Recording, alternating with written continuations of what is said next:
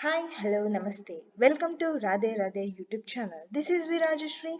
Today we are going to study about classes related to vegetable science, which is very important for ICAR SRF, ASRB NET, NABARD, PhD, IFCO, AGT. Today our topic is Chekurmanis. What is this Chekurmanis? The botanical description of this is botanical name Sauropus androgynous, and the family is Euphobiaceae. This is origin was noticed at India and Burma region, so it is Indo-Burma region. The common name of this Chekurmanis is multivitamin greens or vegetable of 21st century. Why this is called as multivitamin greens? Because it is high nutritive and high protein content, minerals and vitamins available in this crop. So this commonly known as multivitamin greens. And one more is vegetable of 21st century. This is very important point. And the edible part of this Chekurmanis is green vegetables. It is a perennial small shrubby leaf vegetable and it has high nutritive value. It is occupying a prominent place in almost all household kitchen gardens of Kerala. Has not been cultivated on large scale for commercial purpose. Yes, in Kerala, this crop is normally grown in their household kitchen gardens, not cultivated commercially, so that we do not find any data on regarding production area on this particular crop. Okay, this is reported to be introduced in Kerala from Malaysia in 1953. So when it is reported from Malaysia to Kerala is 1953, and it is also called as Madura Kheer in Malayalam. Malayalam it is called as Madura Kheer. This only some points we have to commonly notice in this. One is like family, Euphobiaceae, and the botanical name, and commonly called as multivitamin greens. And one more in Malayalam, it is called as Madura Kira. Okay, it is highly cross-pollinated and entomophilous because the protogyny and monoecious nature of flower. The inflorescence is axillary with small reddish flowers. We notice the flower will be in small reddish color. And the fruits are sessile, white or pinkish white. And there are of 0.2 centimeters in diameter with a fleshy epicarp.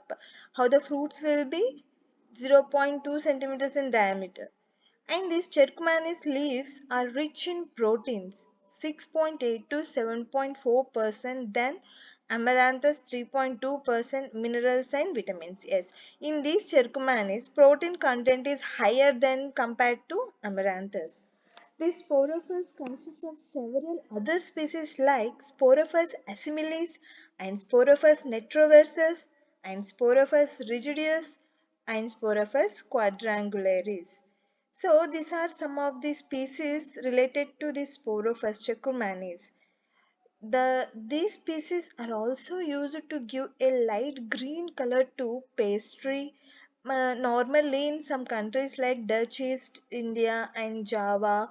In Java they are useful for soup preparation. In Dutch East Indies they are used for fermented rice or pastries to give light colors, green color to them. So these are some uses of these Chekurmanis. And so let's discuss about soil and climate. Normally, this Chekurmanis grows and gets give more yield in high in sandy loam or semi-laterite soils. Not only this, normally this crop can be grown in any type of soil, but to get more yield and good growth conditions, we have to uh, cultivate this in sandy loam or semi-laterite soils. A warm, humid climate with a good rainfall is best suited and it grows luxuriantly at lower elevations at above 500 meters MSL through plants are found at higher elevations up to 1200 meters above MSL. So this is the level of MSL in which it grows and it suits very good. So this is a very important point. We have to note down this 500 meters above MSL and 1200 meters above MSL. These are found very good during these climatic conditions. If the plants are raised under shade, it produces broader leaves. So broader leaves, we get good yield, good marketing value. So normally it is grown in our shady places. The propagation technique. It is propagated by seeds and stem cutting. The seed propagated plants come to harvest little later than cuttings. Compared to cuttings, we see that seed propagated plants harvesting time will be late. And the herbaceous stem cuttings 6 to 12 months old. Means 6 to 12 months old cuttings may be collected with 5 to 6 nodes, 5th or 6 nodes, or 20 to 30 centimeter length and planted in polybags which contains manure mixture. So this is a process of collecting the stems, cuttings, and planting. For planting a hectare area, about 1 lakh cuttings are required. Normally, we won't do this commercially cultivation, but if we do the commercial normal cultivation per a hectare, it contains 1 lakh of cuttings. Cuttings are planted at a spacing of 60 centimeters between plants. And not only this, these cuttings are planted in shallow furrows at least 15 days earlier to the onset of monsoon during April to May. So, for planting, uh, rooting can be hastened by dipping the cuttings in 50 ppm IBA or IAA before planting in polybags. Okay, for rooting normally pre-planting time we will take the cuttings and dip into 50 ppm IBA or IAA before planting into the polybags. So it takes 20 to 25 days for rooting. And some important points and harvesting and yield related points.